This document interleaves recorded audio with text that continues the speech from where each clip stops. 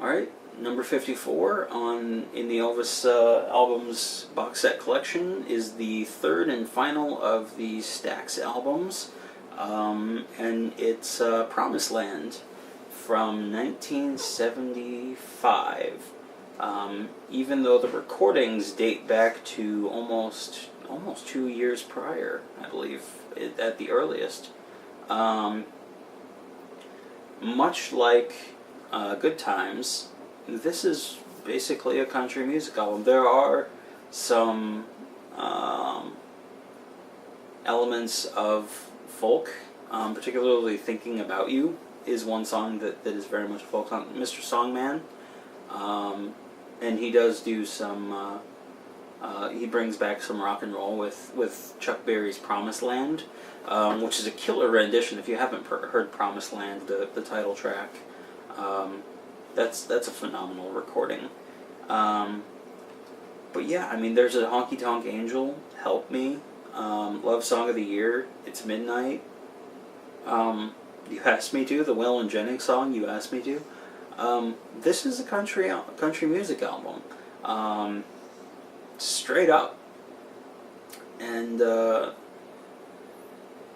it's a good country music album. But there again, you have the problem of I don't think it was necessarily marketed particularly well,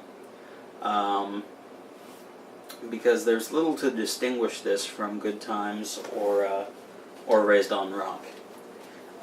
Because the title, I mean, yeah, the title tells you what the song is, you know, and Good Times tells you about Good Time Charlie Got the Blues. But, I mean, you look at these and they don't tell you anything. They don't tell a story about what is this about. It's just Elvis doing songs. And you compare that from even a few years earlier where they were having concept, they were going somewhere with concept albums with Elvis Country and Love Letters from Elvis, even though you could kind of argue that Love Letters from Elvis was an excuse to do almost like potluck or something for everybody. You could really put anything in there and it wouldn't matter. At least with the artwork and everything, there was some semblance of trying.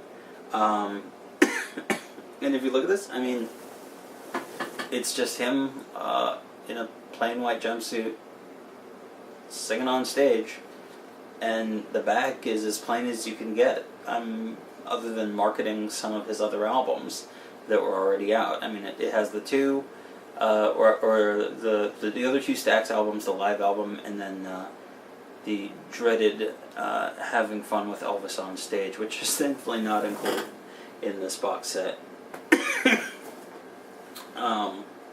Although some might argue that it should have been, but that's a different story. Yeah, but sitting down and listening to this album, even having re-experienced the album through Elvis at Stax, I would say this held up extremely well, and I really enjoy this album.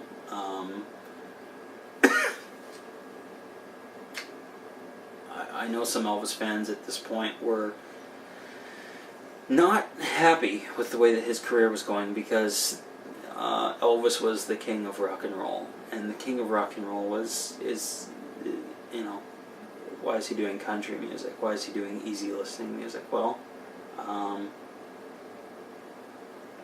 that's the route he was taking. It was music that he was interested in, that engaged him, and I don't find anything wrong with that. I never have. And I think it's sad when other people bash this era of his career, because the music is actually really high quality. The TCB band could not be playing better on any of these albums. They are top notch. So yeah, as far as Promised Land is concerned, it's quite good. I enjoyed it upon listening to it again in this configuration. So there we go.